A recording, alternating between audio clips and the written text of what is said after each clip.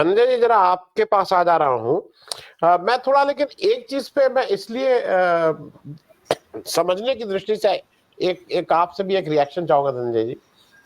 जैसे नीतीश कुमार जी को पलटू राम, राहुल गांधी को पप्पू, लेकिन मुझे एक लगता है एक आदमी इतनी सफाई से सबको झांसा दे जाता है और उसको हम लोग कुछ कहते नहीं है। और अभी नया झांसे का आपको लेटेस्ट एग्जाम्पल बताते हैं, ये ट्रक ओनर्स की स्ट्राइक हुई है और ट्रक ड्राइवर्स की। बिल्कुल, मतलब लखनऊ में पेट्रोल नहीं मिला था, ऑटो तक नहीं मिल रहे थे, स्ट्राइक हो गई थी। वो जो हिट एंड रन वाला मामला है। अब ये आदमी क्या झांसा दिया, नहीं बिल अभी अभी वो इम्प्लीमेंट नहीं होगा लॉ। अरे भाई, सब पास हो गया, राज्यसभा हो गया, वो हो गया, और वो ऐसा झांसा देता है कि तो अब ऐसा झांसा देने वाले को यहाँ इस देश में हम लोग झांसा राम नहीं कहते हैं, लेकिन राहुल गांधी को पप्पू और नीतीश कुमार को पलटू राम। मैं डॉक्टर राधा, मैं सिर्फ इसलिए बता रहा हूं कि ये भी एक मीडिया का मार्केटिंग गिमिक है। उससे पहले झांसा अभी तक दे रहे हैं। किसानों का बिल, लोग कहते हैं किसान बिल वापस ले लिया था, किसानों ने नहीं लिया था, आपने लिख के दिया था कि हम आपका एमएसपी की कमेटी बना रहे हैं जो ये करेगी, ये करेंगे। आपने आज तक कुछ किया ही नहीं। वो झांसा नहीं है तो और क्या है, लेकिन हम तो झांसा राम नहीं बोलते। खैर, मैं इसको इसलिए कह रहा था कि दर्शकों को याद रखना चाहिए, और मेरे कुछ दर्शक जो थोड़ा प्रभावित रहते हैं उनको भी ये समझ में आना चाहिए कि कहाँ झांसा है और कहाँ पलटू है और कहाँ पप्पू है। तो ये डिफ्रेंशिएट अगर रहेगा तो उनको भी आसानी रहेगी। मैं एक चीज जरा धनंजय जी कर रहा हूँ, असल में एक इंपॉर्टेंट चीज है जो मुझे लग रहा है, कुछ लोग कह रहे हैं कि कांग्रेस भी बहुत कीन है इस समय सार्वजनिक रूप से। कांग्रेस का क्या है क्या नहीं है, लेकिन जो मुझे लगता है, कांग्रेस अगर वो जो भारत न्याय यात्रा है राहुल गांधी की, और अगर इधर नीतीश कुमार अपने इंडिया गठबंधन को गतिशील कर देते हैं, तो इसका 1+1 2 नहीं होगा, 1+1 11 जैसा इफेक्ट हो जाएगा। सिनर्जी बहुत ज्यादा हो जाएगी, क्योंकि वो चीज उठेगी। अगर यहाँ पे भी कोई गतिशील है, राहुल गांधी का देखिए, राहुल गांधी कभी निटिग्रिटी वाले नहीं है। राहुल गांधी इस तरह के बड़े इश्यूज को उठाएंगे। दूसरी बात मुझे ये लगता है कि मुद्दों पर राहुल गांधी बात कर रहे हैं, नीतीश कुमार को अपना ये मुद्दों वाली बात कहीं बतानी नहीं है किसी को। शराब जैसे मुद्दे पे राजस्व का नुकसान करके भी अगर बिहार में शराबबंदी की है, उस पर डिबेट हो सकती है कि अच्छी या बुरी। वो आदमी अगर कन्विक्शन वाला नहीं होगा तो नहीं करेगा। मैं शराबबंदी को बड़ी बात मानता हूँ, बड़ी बात मानता हूँ। नहीं आसानी से शराबबंदी हो सकती किसी भी सरकार के लिए। और एक चीज मैं और धनंजय जी आपसे समझना चाहता हूँ, मतलब माफी के साथ आरजेडी और लालू जी को, नीतीश जी ने वो बिहार का प्राइड वापस लाए। देखिए, लालू जी बहुत सफल हैं। मैं लालू जी और नीतीश जी में राजनीतिक दृष्टि से राहुल जी को बहुत दक्ष मानता हूं और उनसे कम से कम 10 गुना बेहतर लीडर मानता हूं। लेकिन जो एक वो बिहार को जो जोकराई टाइप उन्होंने कर दिया था ना, कि बिहारी को उन्होंने कुछ, अब वो ठीक है, उनको अपने वोट के लिए करना था या जिसलिए भी करना था। नीतीश कुमार ने वो बिहारी एक प्राइड जो एक होता है उसको वापस लाने में सफल रहे हैं। मुझे लगता है कि ये बड़ी बात है, क्योंकि बिहार की जो इमेज एक जनरली इस देश में बना दी गई थी, उसको नीतीश जी ने जरूर तोड़ा है। तो एवरेज बिहारी अपने को भले ही वो वोट दे या ना दे, उसको हरदम होता है कि भाई इनको देख लो, हमारा चीफ मिनिस्टर को देख लो, पढ़ा लिखा, एक ठीक वो करने वाला, और अपने चीफ मिनिस्टर को देख लो, मतलब किसी भी चीफ मिनिस्टर से उनकी तुलना कर सकते हैं। तो मैं इन सारी फैक्टर्स को भी, क्योंकि ये फैक्टर हो सकता है कि कहीं काम न करें, लेकिन जब ओवरऑल इंडिया गठबंधन के कन्वीनर की बात होगी तो ये जरूर काम करते हैं। जॉर्ज फर्नांडिस का ये बहुत सी चीजें काम करती थी जब उनको कन्वीनर बनाया गया था। धनंजय जी, जो आपने आखिर में कहा कि बिहारी प्राइड के लिए उन्होंने काम किया, ये जो बिहारी प्राइड है यही सबसे बड़ा उनके लिए घातक है, नीतीश कुमार के लिए, कि वो जो है वो उन्होंने ऐसा बिहार सोचा जिसपे हम प्राइड करें, और वो दलीय जो तोड़ जोड़ है उसकी जगह पर उन्होंने कहा कि भाई हमको सत्ता में रहना है, तभी हम वहां तक पहुंचेंगे जहां तक हमको पहुंचना है, नहीं तो ये भटक जाएगा, कहीं और चला जाएगा। इसलिए उनको लगा कि ये बीजेपी ज़्यादा जो है सांप्रदायिकता फैला रही है, ज़्यादा एग्रेसिव हो रही है, तो उन्होंने उनका साथ ले लिया, लालू प्रसाद यादव का ले लिया। जब उनको लगा कि लालू प्रसाद यादव जो है वो बिहार की बात कम कर रहे हैं और अपने बेटे की बात ज़्यादा कर रहे हैं, तो उन्होंने कहा कि चलो हम इधर चले जाते हैं। हालांकि इसको मैं अवसरवाद मानता हूँ, प्रेशर टैक्टिस दोनों मानता हूँ, अवसरवाद भी है और प्रेशर टैक्टिस भी है। और मैं मानता हूँ कि आज की राजनीति के लिए दोनों आवश्यक तत्व हैं। जिसको अवसर को पकड़ना नहीं आता है और जिसके भीतर प्रेशर टैक्टिस नहीं है, वो आज नेता, सफल नेता तो बिल्कुल नहीं हो सकता। सफल नेता के लिए ये जरूरी है और मोदी जी उसके बड़े ताकतवर उदाहरण हैं। मोदी जी को आप ये इस तरह से खाली वो बोलने वाले कह करके नहीं चला जा सकता। फिर मैं एक सवाल करता हूं कि जो राकेश भाई ने कहा, बिल्कुल सही कहा कि वो विश्वसनीय नहीं है, कब किधर चले जाएं मालूम नहीं।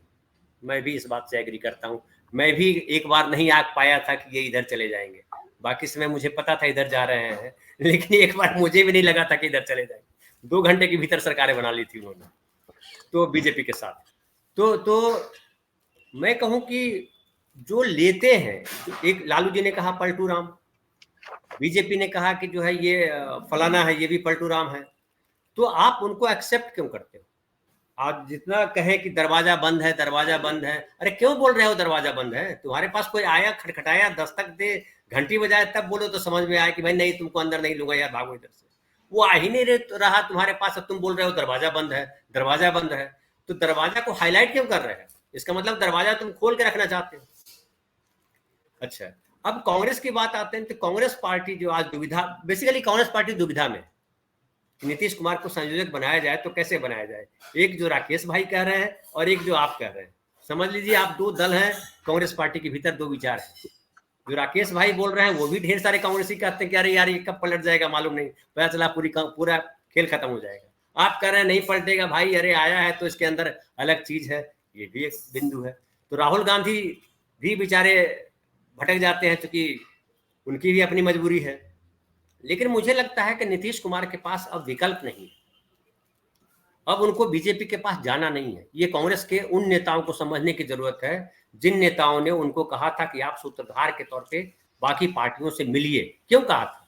अगर आपको भरोसा नहीं था तो खड़गे जी को भेज देना चाहिए था ममता बनर्जी के साथ कि जाइए आप दोनों मिल करके कर लीजिए। खड़गे जी का नाम किस आधार पर अनाउंस कर दिया ममता बनर्जी ने? ममता बनर्जी आधिकारिक व्यक्ति थी कि हम ही प्रधानमंत्री घोषित करेंगे, और केजरीवाल किस आधार पर सेकंड कर दिया उसको? क्या केजरीवाल को किसी ने 28 दलों के गठबंधन में से सब लोगों ने मिलकर के कहा था कि केजरीवाल जी आप सेकंड करिएगा, ममता बनर्जी फर्स्ट करेंगी? ऐसा किसी ने कहा था? उस पर कोई बात नहीं कर रहे। क्यों किया? अगर खड़गे साहब इतने इंपॉर्टेंट थे तो भाई खड़गे साहब को निकलना चाहिए था। राहुल गांधी नहीं निकल पाए, चलिए ठीक है, गांधी फैमिली का है तो कहाँ जाएंगे, खड़गे साहब जाकर के समन्वय स्थापित करते, नहीं किया उन्होंने। तो जिस आदमी ने किया सूत्रधार का काम, उसको अब आप अविश्वसनीय मान रहे हो। फिर दूसरी बात, सामाजिक न्याय की आपने बात कही, राजा राम भाई ने भी बड़ा सही कहा कि इसकी काट सामाजिक न्याय ही है। और वो सामाजिक न्याय कोई बिहार की जमीन से तो निकल के आया नहीं, केवल वो तो संविधान में लिखा हुआ है, प्रियम्बल में लिखा हुआ है। सामाजिक, राजनीतिक और आर्थिक न्याय की बात करते हैं। तो सामाजिक न्याय का एजेंडा जो है, अगर अभी वहां बिहार में फलीभूत होता दिख रहा है तो ये एजेंडा राहुल गांधी ने उठाया, तो राहुल गांधी को तो बोलना चाहिए था कि सामाजिक न्याय हमको आया वहां से, नीतीश कुमार जी के यहाँ से आया, नीतीश कुमार जी ने बड़ा सही काम किया है और बिहार मॉडल को आगे बढ़ाएंगे। ये कहने में क्या दिक्कत है? या आप बोलिए कि नीतीश कुमार जी का बिहार मॉडल से या सामाजिक न्याय से कोई लेना देना नहीं है, बल्कि उसकी तुलना में अजित पवार को मैं ज्यादा ये दूंगा, अंडरलाइन करूंगा कि अजित पवार ने बाकायदा कहा अपने मीटिंग में, इधर आकर के बीजेपी की सरकार में जब वो आए तब आकर के उन्होंने कहा कि बिहार फॉर्मूला, बिहार मॉडल हमको लेकर के आना चाहिए जाति सर्वेक्षण के लिए। किसी गठबंधन के किसी दल ने नहीं कहा, खुद राहुल गांधी ने कभी जिक्र नहीं किया कि नीतीश कुमार जी ने बड़ा अच्छा काम किया है, जाति सर्वेक्षण किया है, 33% गरीबों को उन्होंने चिन्हित किया है जिनके लिए ये योजनाएं, हम भी इसी तरह का काम करेंगे। इतना बोलने में क्या जाता है? ये अब नीतीश कुमार की बात आती है, एक जो नीतीश कुमार ने जाहिर किए, नीतीश कुमार ने कहा कि भाई ये लोग लगे हुए हैं उधर विधानसभा चुनाव में और अब जो है गठबंधन पे बात नहीं कर रहे हैं, तो क्या गलत कहा? लेकिन सब लोग उनके पीछे पड़ गए कि क्या आपको लगता है कि विधानसभा छोड़ करके हम यही करें? अभी फिर ये बात चल रही है कि भाई अभी जो है आपको 31 तारीख तक, दिसंबर तक सीटों के शेयरिंग पे काम कर लेना था और आप अभी भारत न्याय यात्रा में जुड़ गए हो। तो वो जो क्षेत्रीय दल वाले हैं वो तो बैठ के घंटा बजाएं, आप ही करोगे सब। तो जब आप ही सब करोगे, आप करके प्रोग्राम बता दोगे कि ये करना है, तो फिर वो लोग क्यों हैं? तो ये कई सारे पेच है। लेकिन मुझे लगता है नीतीश कुमार जी ने ये जो अपनी तैयारी की है, वो ये तैयारी की है कि हमको किसी के भरोसे नहीं चलना है, कांग्रेस के भरोसे नहीं चलना। अपने तब उनको एक बिहार मॉडल जो उन्होंने डेवलप किया है, जिसको मैं दूसरी तरह से बताऊं कि वो दोनों के लिए जरूरी है, वो बीजेपी के लिए भी जरूरी है, गठबंधन के लिए भी जरूरी है। ऐसी स्थिति जिधर जाते उधर सरकार बन जाती है। तो वो शायद सोच रहा है कि दिल्ली में भी ऐसी स्थिति ला दे कि हम आएंगे तो बीजेपी की सरकार बनेगी, हम आएंगे तो गठबंधन की सरकार बनेगी, कर दो अब जो करना है। अगर ऐसी स्थिति बन जाए तब क्या हो, ये समझने वाली बात है। ये भी एक विचार का विषय रखा जाना चाहिए, और ये कोई बहुत मुश्किल काम नहीं है। और उसी मुश्किल काम के लिए नीतीश कुमार ने अध्यक्ष पद लिया है, और नीतीश कुमार की पार्टी को तोड़ने के लिए तमाम तरीके के कयास, तमाम तरीके के जो षड्यंत्र हो सकते हैं वो रचे गए। लेकिन हुआ क्या, फाइनली पूरा मीडिया लगा दिया गया। भाई साहब आप तो देख रहे हैं सब कुछ, आप सब लोग देख रहे हैं, पूरा मीडिया, नेशनल मीडिया हो, स्टेट मीडिया हो। हमारे एक दोस्त ही हैं बिहार के, उतना बढ़िया चैनल चलाते हैं। उनका पिछले, जब से नीतीश कुमार आए हैं इस बार आरजेडी के पास, एकमात्र एजेंडा पिछले 10 दिन से, तो दिन भर में मुझे लगता है कि 10 स्टोरी से कम नहीं चलाता है। नीतीश कुमार जा रहे हैं, नीतीश कुमार की पार्टी टूट गई, नीतीश कुमार का ये विधायक उससे मिल रहा है, गिरिराज सिंह ये कह रहे हैं, सुशील मोदी वो कह रहे हैं। अरे नीतीश कुमार के बारे में सुशील मोदी को क्या पता? सुशील मोदी को अपने बारे में नहीं पता है, मैं कहाँ रहूंगा, कल राज्यसभा में रहूंगा कि नहीं रहूंगा, यही नहीं पता सुशील कुमार मोदी को। गिरिराज सिंह को क्या पता है, जीतेगा कि हारेगा उसको खुद ही नहीं पता है। मुझे मोदी जी कल निकाल देंगे तो क्या करूंगा मैं, क्या करेंगे गिरिराज सिंह अगर निकाल देंगे मोदी जी तो? लेकिन नीतीश कुमार अपना करते हैं। तो आप जिससे पीके की बात लीजिए, पीके ज्ञान देते रहते हैं, किधर बिहार प्राइड की बात करते हैं पीके। आप आज जो है, कल आप जिता रहे थे सारी पार्टियों को, आज आप दूसरी कहानी कर रहे हैं। अपनी पार्टी बना के जीत लेना चाहिए था। बिहार में क्या है, 40 तो सीट है लड़ने के लिए, 40 सीट पे आपकी स्ट्रेटजी से जीता जाता है तो आप जीत लो, क्या दिक्कत है? 40 में कहीं 10 भी जीत गए, 1/4 भी आ गया तो बड़ी बात है। तो ये बीजेपी ने क्या किया है, गप्पियों की पूरी फौज जो है नीतीश कुमार के खिलाफ लगा दी। लेकिन नीतीश कुमार दिमाग से कमजोर आदमी नहीं है, ठीक है। उन्होंने कुछ कई ऐसे पल होते हैं जब आदमी थोड़ा सा इधर से उधर चला जाता है। जो आपने कहा, जिक्र किया विधानसभा में महिलाओं को लेकर के जो कहा, या और मैं बोलूं मांझी को लेकर के जो कहा, वो भी गलत है, नहीं कहा जाना चाहिए। उसके अलावा मैं ये भी कहूं कि जो उन्होंने कहा, जब यहाँ बोल रहे थे दिल्ली में इंडिया गठबंधन की मीटिंग में हिंदी में, और जब संजय ये मनोज झा उसका अंग्रेजी अनुवाद कर रहे थे, तो वो जो कहा वो भी नहीं कहा जाना चाहिए था। क्योंकि आप जो है, आप जब निकले हो, और नीतीश कुमार इस तरह के व्यक्ति नहीं थे। मुझे लगता है कि वो उम्र का प्रभाव हो, या एकाकी का प्रभाव हो, या उनके आसपास जो सराउंडिंग ऐसे लोग भर दिए गए हैं। क्योंकि एक बात आनंद भाई साहब, आपने तो जॉब किया है, मैंने जॉब किया नहीं है। आप नेता परिवार से हैं, मैं नेता परिवार से नहीं हूं। फिर भी मुझे लगता है कि जो नौकरशाह होता है वो राजनीति के ठीक अपोजिट खड़ा होता है। अगर जो राजनेता नौकरशाहों के बीच खड़ा होगा वो कभी सही राजनीति नहीं कर पाएगा। उसको राजनीति हमेशा भटकी हुई राजनीति लगेगी उसकी, क्योंकि उसको नौकरशाह जो है अपने तरीके से चीजों को हैंडल करता है, और उसको लगता है कि सबसे ज्यादा प्रभावी मैं रहूं। वो चाहे पीएमओ की बात करिए या नीतीश कुमार के करीबी की बात कीजिए, मिलना आसान नहीं होता, लोगों को नहीं मिलने देंगे आपको। क्योंकि अपनी आरसीपी सिंह जो बन गए थे, वो क्यों बन गए थे? अभी आपने जिक्र किया वहां उड़ीसा के मुख्यमंत्री का, नवीन बाबू का, वो क्या है? वो एक ऐसा घेरा तैयार कर देते हैं जहां नेताओं का, और नीतीश कुमार ने ये किया, अपनी पार्टी के नेताओं को, अपनी पीढ़ी को खड़ा नहीं किया। और जो उनके बदले, उनके बचाव में जो बोल सकता था, जिसे आज मोदी जी के बारे में कुछ बोले, कोई राहुल गांधी कुछ बोल दे एक बात मोदी जी के बारे में, देखिए पूरा जो है ब्लॉक स्तर का नेता गलियाना शुरू कर देगा। लेकिन राहुल गांधी के बारे में अगर कोई बोलता, स्मृति ईरानी भी कोई बोलती है, तो स्टेट लेवल के नेता भी कुछ नहीं बोलता। क्यों नहीं बोलता है? क्यों नहीं बोलना चाहिए? प्रधानमंत्री पद चाहिए, प्रधानमंत्री कोई बन जाए तो आपको मंत्री पद चाहिए, आपको सारे ये पद वो पद दे दो, लेकिन आप लड़ोगे नहीं उसके लिए। आप बोलोगे क्या बोल दिया तो बोल दिया। अरे वो जमाना खत्म हो गया, बोल दिया तो बोल दिया तो उसके 4 गुना जाकर के बोलो उसको। उसने 1 गाली दी, आपको 4 गाली दीजिए। जब तक आप ऐसे नहीं करेंगे, बीजेपी से लड़ नहीं सकते आप। क्योंकि सठम साठम समाचरित जो कहावत कही गई है, वो यही लोग कहते हैं, बीजेपी वाले लोग ही कहते हैं। तो आपको गांधी तरीके से लड़ना चाहते हो तो आपका भगवान मालिक है। मुझे नहीं लगता है कि आप इस तरह से लड़ करके कहीं पहुंच पाओगे।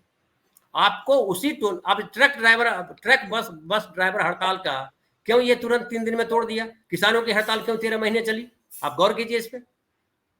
क्योंकि किसानों के हड़ताल से कोई फर्क नहीं पड़ा इनको, न चुनाव था उस समय, और न दूध दही फलाने की दिक्कत हुई। दूध भी मिल रहा था, दही भी मिल रहा था, पेट्रोल भी मिल रहा था, सब कुछ मिल रहा था। ट्रक बस ड्राइवर ने सब बंद कर दिया, बोला ना दूध मिलेगा ना पेट्रोल मिलेगा, ना सब्जी मिलेगी ना अनाज मिलेगा, कर लो जो करना है। तो आ गए। तो ये बड़ा जरूरी है प्रेशर टैक्टिस, और आप सामने वाले पे भारी नहीं पड़िएगा तो सामने वाला आज जो है संवेदनशील व्यक्ति नहीं है। संवेदनशीलता के आधार पर, संवेदना के आधार पर राजनैतिक निर्णय नहीं हो रहा है, राजनैतिक छोड़िए सामाजिक निर्णय नहीं हो रहा है। घरों में भी अब संवेदना के आधार पर निर्णय नहीं होते हैं। जो काबिल है उसको आगे बढ़ाया जाएगा, जो नहीं है वो पीछे रहो, कारपोरेट कंपनियों का जमाना है। तो उस तरीके से मुझे लगता है सोचने की जरूरत है। और नीतीश कुमार ने इस बार यही तय किया है कि आप मुझे कन्वीनर बनाओ या मत बनाओ, उससे कोई फर्क नहीं पड़ता है। मुझे आप प्रधानमंत्री का कैंडिडेट बनाओ या बनाओ मत, नहीं फर्क पड़ता है। लेकिन अगर मैं जो एजेंडा लेके चला हूं उसको अगर मैं अचीव कर लेता हूं तो अपनी जगह मैं तय कर दूंगा। 43 सीट वाला आदमी मुख्यमंत्री होगा, कोई सोच सकता है क्या? सोच ही नहीं सकता है। जाति भी कम है, जातियों की संख्या क्या है उनकी, और वो जाति के वोट पे जीतते भी नहीं है। अगर उनका 15% मिनिमम, भाई साहब मिनिमम 15%, 2014 के लोकसभा चुनाव में बहुत बुरी स्थिति थी, अकेले थे, 15% वोट था। 15% वोट किस आधार पे आया? क्योंकि उन्होंने गुड गवर्नेंस किया है, उन्होंने काम किया, महिलाओं के लिए किया हो। आज सावित्रीबाई फुले का जन्मदिन है, आज तो बिल्कुल याद किया जाना चाहिए कि सावित्रीबाई फुले ने महिलाओं के लिए जो किया, ज्योतिबा फुले ने महिलाओं के लिए जो किया, वो बिहार में सबसे ज्यादा साकार दिख रहा है। आज ही हम अपने एक दोस्त से बात कर रहे थे, लेकिन नीतीश कुमार को चाहिए था कि सावित्रीबाई फुले के नाम पे एक बड़ा स्मारक वहां बनाते, कोई बड़ा हॉल बना देते, या कोई बड़ा कॉलेज स्थापित करवा देते कि सावित्रीबाई फुले का कॉलेज नहीं। महुआ मैत्रा जो सवाल डॉक्टर राजाराम से पार्टी ने उठाया है, मैं महुआ मैत्रा ने जो कहा मैं उससे पूछ रहा हूँ, पागल के हाथ में माचिस किसने दी? धनंजय जी। क्या होता है जब पागल से आदमी थोड़ा दूर रहता है, अरे छोड़ दो यार, जो करता है करने दो, है ना। तो हमारे देश में किसने किसको क्या दिया, इसकी बड़ी गहराई से जांच करनी पड़ेगी। आप समय भी कम है कि हम बोल सके, और बहुत सारे लोग हैं, हम बुद्धिजीवियों ने भी कुछ दिया है, कुछ अनपढ़ों ने भी दिया है, सबने मिलके दिया है। तो अब दिया है तो झेले। लेकिन एक और बार लास्ट लाइन कहूं मैं कि जिस गाड़ी से आए हैं ना उसी गाड़ी से जाएंगे भी। ऐसा थोड़े है कि आप आइएगा इस गाड़ी से जाइएगा किसी और गाड़ी से, तो गाड़ी लेके आए तो गाड़ी फिर लेके कौन जाएगा? ड्राइवर थोड़े अभी है। तो मुझे लगता है इसी गाड़ी से जाएंगे, मंदिर से ही इनकी विदाई होगी, लेकिन वो समय लगेगा। और समय ये लगेगा कि आपको सामाजिक न्याय वाले चैप्टर को जितनी मजबूती से रख सकते हैं, क्योंकि इस देश की जनता को जो मिली है चीजें, ढेर सारी चीजें मिली है, ऐसा नहीं कह सकते नहीं मिली, लेकिन वो टुकड़ों में मिली है। और कई दफा वो लगता है उसको कि नहीं ये हमको ये नहीं मिला, हमको ये नहीं मिला, हमको ये नहीं मिला। और सबसे बड़ी जो दुर्घटना है हमारे देश की वो मीडिया है। अगर मीडिया को आप हटाइए तो कोई काम नहीं करेगा। मीडिया इस बुरी तरह से, मैं मोदी जी से 4 गुना बड़ा मानता हूं मीडिया। मोदी जी अकेले बोलते रहे, मीडिया न बोले तो टाइम टाइम फिश हो जाएंगे, न खाने में तूती हो जाएंगे। मोदी जी ए बोलते हैं, मीडिया उसको कई गुना करके पता नहीं क्या क्या पहुंचा देता है। और पूरी पब्लिक, गांव गांव, शहर शहर मीडिया से ही संचालित है। आनंद भाई, हम लोग जो बोल रहे हैं ना वो 1% भी नहीं है, 99% से ज्यादा जो है वो मीडिया वो पहुंचा रहा है। मोदी जी को मैं दोष नहीं देता, दोष देता हूं, बल्कि मोदी जी तो अच्छा काम कर रहे हैं कि ये कर करके ऐसा हो जाएगा एक दिन कि आरएसएस से इतना लोग चिढ़ेंगे, धर्म से और फलाना से तीसे। हमको बता रहे थे कुछ दोस्त, यूरोप में लोग चर्च को सेल पे लगा दिया है, चर्च ऑन सेल। तो यहाँ भी हो जाएगा मंदिर ऑन सेल। 100 साल बाद होगा, 50 साल बाद होगा, लेकिन होगा जी।